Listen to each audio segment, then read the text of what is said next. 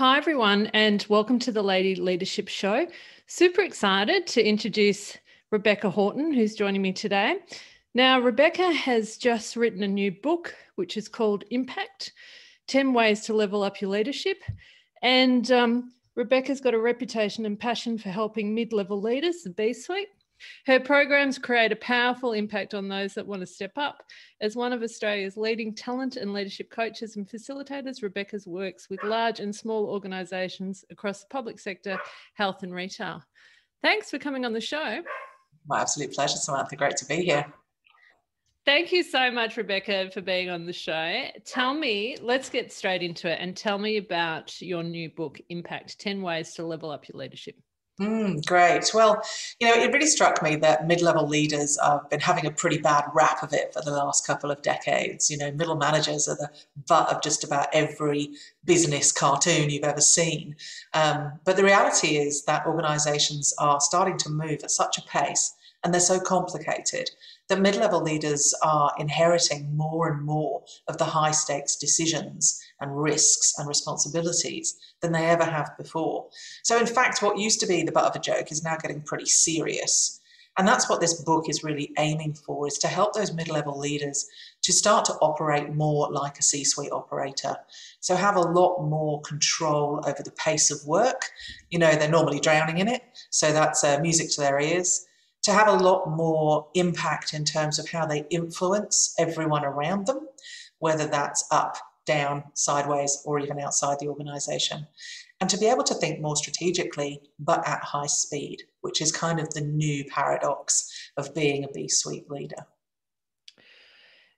I mean, it's so true. And you refer to it in your book a little bit, The Office, and I actually couldn't watch that show when that came out. I worked in the UK at the time, and I just found it stressful. And I found I was in the office, literally. Like, it felt like my life. And I was just like, oh my God, yeah, I cannot watch this show because I don't find it funny, because this is what I'm actually dealing with of a day.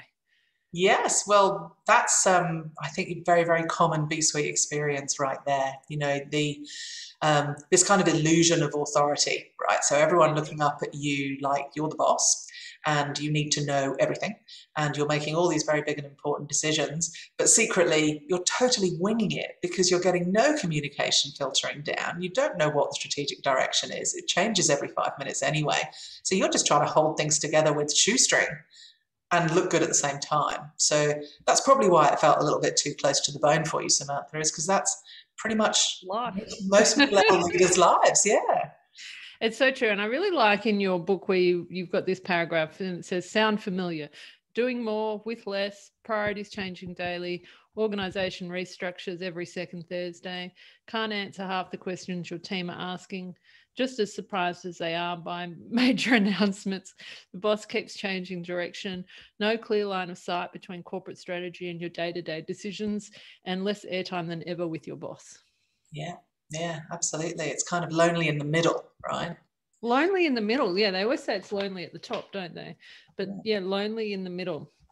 And I think what you talked about is that real strategy piece. So being able to connect what you're supposed to be doing to actual strategy and being able to think at that strategic level. Yeah, that's really, really important. A lot of mid-level leaders never got trained to do that.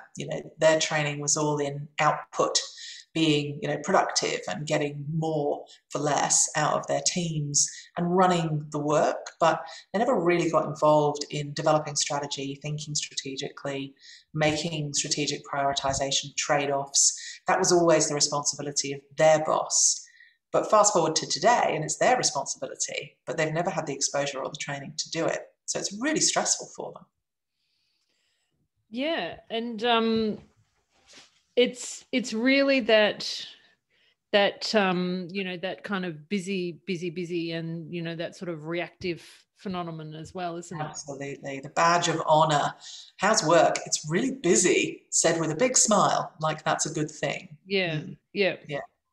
And I liked your Simon Sinek quote in this as well. Do you remember the one I'm talking about? I do, but please read it out. I love to hear it. Let me find it. Hang on 2 secs. Here we go. I think it's the one that talks about leadership being like a tree of monkeys. Yes, that's the one. And so That's right. looking down, you see lots of smiling faces, and looking up. All you can see is monkeys' bottoms. That's That's right. right. And you use the a different word in the book. You use the word arse. Did use the word Well, arse. Simon must have said that. So you're looking up and you're seeing everyone's asses, which I thought was quite It is quite funny. interesting. It is, and it is interesting. And look, I mean, all jokes aside, but that's unfortunately what mid-level leaders deal with all the time, right? Those that look up think they're a bit of an arse. Their job is to present a everything's perfect veneer to their boss. But of course, they're looking up thinking, my boss is a bit of an arse too. So it's it's a difficult job, that sandwich one. It always is a difficult job. Middle children hate it. The middle class hate it. So middle management's no different. And so you've written out in the book 10 ways to level up your leadership. So tell me, where do you think that starts, really? So really the 10 kind of sit underneath 3 pillars, if you like. So 3 is probably easier than 10. Really for me, this ability to control the pace of the work. Yep. One of the things that B-suite leaders have been taught to do over the years is simply, take on more and more and more volume and responsibility. And what we're seeing teams breaking. They're not just creaking at the seams, but they're beginning to fall apart. So one of the first things that mid-level leaders need to be able to do is to push back without it being career limiting. Yeah. That's an important piece, the career limiting, isn't it? Very important. Yeah. I'm certainly not out there saying don't do your job, but I am saying part of your job is now how much of the work needs to be done when and by whom, and can it wait or can it stop? And most organizations are terrible at giving you an answer on that. They kind of look at you and go, what do you mean you didn't say yes? The answer actually is you need to step up now. And in fact, being a better leader means saying no strategically. Yeah. And I think it's that visibility piece, isn't it? So the ability to put in front of the leaders the work that, say, your team is working on and what they're doing. And it's not necessarily about saying no, it's about saying, yes, we can do that, but what would you like to stop instead? Because we're at capacity now. Yeah. That's exactly right. And some of that is pure courage, and some of it is actually knowing what capacity looks like and what the priorities are and what you would trade off if you took one more thing on. A lot of people haven't been trained to have a frame for that. So what I provide is simple frameworks for just organizing your thoughts so you can articulate that better with your senior leaders and hopefully come out with an answer that is have more resources, have more time, or stop that piece of work. Yeah. And not necessarily resources or people's the answer always either, is it? In terms of, 1 + 1 doesn't equal 2. Like, you're not necessarily going to be able to, double the output of your team by adding a couple of people. Yeah, exactly. Yeah. You've got all that, training and all the rest of it. So it's about, about understanding the capability, capacity of your team, about understanding what the output looks like, about kind of digging into the processes where you need to, sort of putting yourself in the work. You can tell that I've probably done this in my career. And then, working out what the issues are, and then working out when you have to, be saying to people, we can't do any more at this point in time. This is when we're going to deliver these things, and therefore we could start something else at this point. That's exactly right. Yeah, that's exactly right. And it makes a huge difference in a B-suite leader's life when an executive says, I've got this fabulous new initiative, lucky you. And you go, oh yes, how lovely. I can start that in July. And to say that with authority and a big smile and absolute conviction is very, very different to taking it back to the team and then going, oh shit, how are we going to do this? Yeah, that's right. Yeah. And so it's about knowing and having done your planning and knowing where you're at. What about those situations where leaders will say everything's a priority, everything's number one? What do you think? Yeah. So what happens to B-suite leaders a lot is they have a lot of stakeholders. And of course, every single one of those stakeholders thinks they are number one.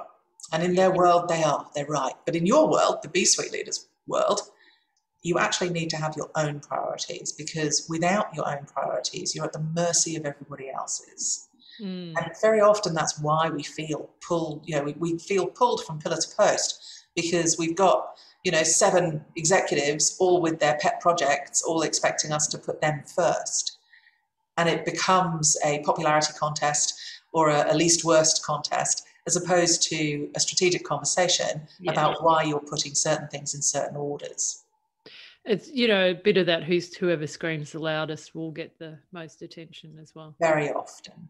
Very often. I think something that works well in that case is, maybe if the stakeholder is another B-suite leader, making clear what the plans are and then suggesting that they get that approved, a change approved by their, leader.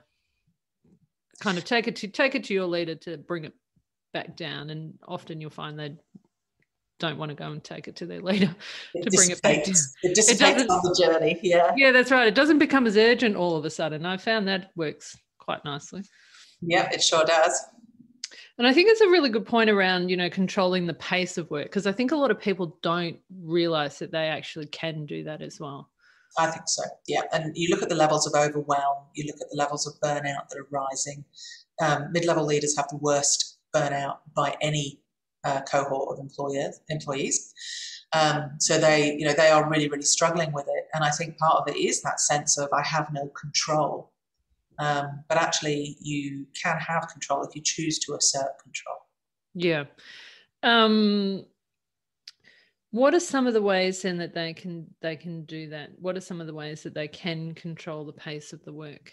Yeah, well, some of it is prioritising. So really having a pretty ruthless prioritisation matrix. And, I'm a big fan of using simple, proven tools, but mastering them. So using them a lot more often than you normally would. And prioritisation conversations are fantastic because hardly anyone has them. Yeah. So engaging with those peers to say, these are my priorities, what are your priorities, how do they sit together, are there opportunities for, duplication, are there opportunities for leverage, and trying to bring your stakeholders together when you have all those people fighting for your finite resources to put their project first, to actually sit them down and get them as your board of directors for the moment to help you make the decision about who goes first, because they can't all go first. And actually, when you pick them off one by one, they all say, no, I'll be first. But when you put them in a room together, it's remarkable how much more grown up they suddenly become about helping you to prioritise and determine what goes first. Or pitch in some resources to make that prioritising easier. Yeah, I think that's a really good recommendation. I've run some IT departments, and I've said, me as the IT person, I can't decide what the most important work for this organisation is. Only, say, the board can. Yep. Or the board of management or whatever. So I've brought those people together and then facilitated them presenting to each other on their special project, and then got them to prioritise it using sort of customer risk and opportunity, and, done a, sort of card system. What's it called? Yeah, like a card sort to work out what your criteria or your axes need to be. Yeah. And then, added them up and said, well, that, one project will be high on customer, another one will be high on risk, another one will be high on opportunity, add them up. And then it's like, okay, with the MD having the sort of 13, Fibonacci, that's what I've used. Yeah. Oh, yeah. Having, the MD, he's got the number 13, so he can kind of, veto or sway. Yeah, he can change it all if he wants to. And then just saying to them, okay, we're going to start to deliver piece of work by piece of work. This is for large kind of chunky pieces of work, but then it's that visibility to that group of, okay, well, mine's down the list and you haven't started work on that yet. That's exactly right. And I think an appreciation for the pressure you're under is developed through that exercise, an appreciation and some patience about the fact that you will get to their work and there is a methodology behind your delay. And like I say, if they feel really, really passionate and they want to pump up your team's capacity to deliver their work faster, well, that's a ball that's in their court now. Yeah. But they understand that with the balls that are in your court, this is how you're going to have to do it. And they've all signed up. It's not just you that's fighting them off individually. You've now got and you get rid of a lot of that, then mid-level kind of pet project type. Oh, can you just do X? Can you just do Y? We've got this special. It's also not starting work before it's been approved as well. So how often do people start some sort of project and then, you know, it goes to the board and they say, no, we're not interested in doing that. That's right. These half-baked ideas that suck you down. And look, we're all a little bit guilty of doing that, right? We all have our pet things and our passions, and we all know that we run off chasing things that we probably shouldn't once in a while. So again, using prioritization as a bit of a discipline controls our urges as well and stops us from chasing. Yeah, or working on the things that, working on our favorite things as well. Low value but high interest, as opposed to high value, high impact. Yeah, exactly. And so what else can our middle managers do? So the next thing I think that middle managers really need to do is to focus on their influencing. A lot of people who are quite experienced leaders will have gone through some influencing training or something in their careers. And what I mean is not the influencing skills themselves, but actually thinking about making the time and having a strategy for exerting influence. Yeah. Too often I talk to senior and middle managers about using their influence, and they kind of wrinkle their nose up like they just smelled something ghastly. A lot of people really find the idea of using their influence a bit distasteful. There's something a bit greasy or political about it, which unfortunately, frankly, is naive. Because it's how the world works, isn't it? It is, Samantha. And look, if you want to have influence, you have to be prepared to exert influence. And a lot of people really feel that their work should speak for itself, or their boss should notice them, or et cetera, et cetera. And, that's not what they're paying you the big bucks for. And once you get to a certain level of middle management, you need to learn that you need to step into that space. And influence is one of the toolkit that is essential for senior leadership. Yeah. You have to use it. And so what do you recommend then if you're wanting to work on your influencing? Yeah. So I think making sure that you've got a bit of a balance in all directions. There's 4 directions for influence, in my opinion. A lot of mid-level leaders spend a disproportionate amount of their time managing down, influencing their team and motivating and engaging. And I know that because when they come on board for coaching, the first couple of sessions, all we talk about are people on their team. Yeah. And then I have to stop them and I go, okay, so what about your peers? What about the people with whom you're negotiating and collaborating and sometimes arguing all day long to get things to work? Because no one can really execute anything big or complicated by themselves. As a solo, that's right, by themselves anymore. Yeah. So your extended team now is a bunch of people over whom you have no authority, and you're really going to have to exert your personal influence, your relationship skills, your negotiation, your arbitration quite heavily to get the big things done. So a lot of people they actually do struggle with that a little bit. They're not really focusing and leaning into that enough. Very, very few B-suite leaders are investing in their reputation. So actually thinking about curating their brand. And their personal brand. Their personal brand, their leadership brand, the brand of their team. Yes. And ironically, there's hardly any C-suite leaders in the world who don't curate their personal brand. It's a really marked difference between middle management and senior management is the alertness to personal brand reputation. So that's another area that is very much neglected in the B-suite. And the last area that is quite neglected in the B-suite is managing up. Yeah. And, again, it's one of those things that people kind of turn their nose up at and they go, oh, my boss is meant to manage me. I'm just going to say, stop being so naive. You need to tell them what you want them to hear and then go off and do stuff that you want them to do, for sure. Absolutely. And their success is tied up with your success. So you should see them as a tool at your disposal. You should be pointing them in the right direction. You should be telling them the words that you want said. You should be warning them about problems and how to handle those problems so that they feel highly diplomatic and well-armed. You should be asking them for what you need because it's in their interest to give you what you need to succeed. And you should be asking them what you can do for them because they're a human too and they're probably experiencing some pretty different pressures to you. I think what can I do to help you? Yeah. How can I help you? And I call that sort of as well, you start taking on parts of their job that they may not want to be doing themselves. And then you're creating a bridge towards that role in terms of your skills as well. You absolutely are. There is nothing wrong with being indispensable to your executive. And a lot of people really have that distance. We have a peculiar relationship with hierarchy.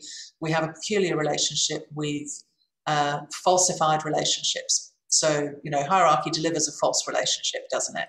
That you don't look at your boss as a human who has stresses and, 3 kids and a dog.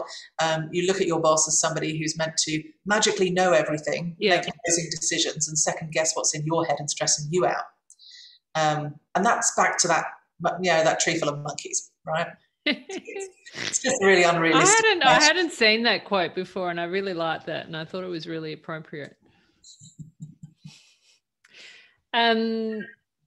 What else? What else would you say?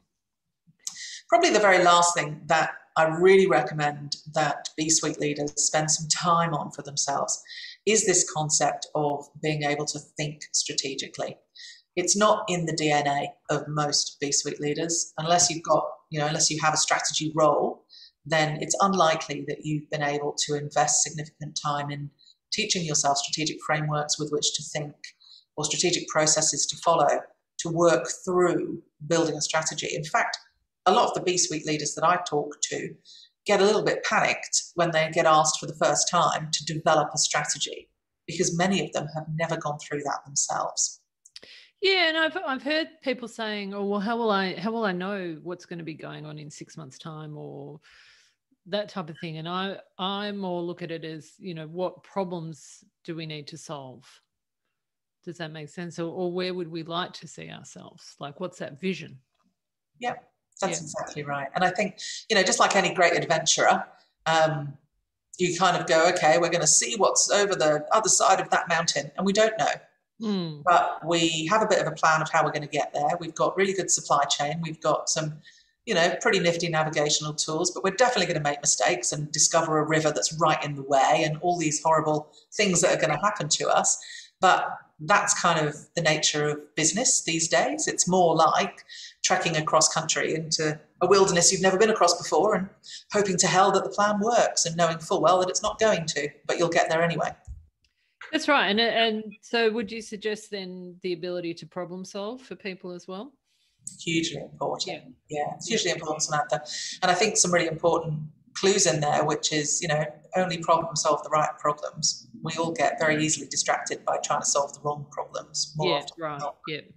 What's I saw in your book the tip around, what to focus on kind of right here, right now. And, what's you've got like a little kind of quadrangle, quick wins, big deal, maybe, no, that type of thing.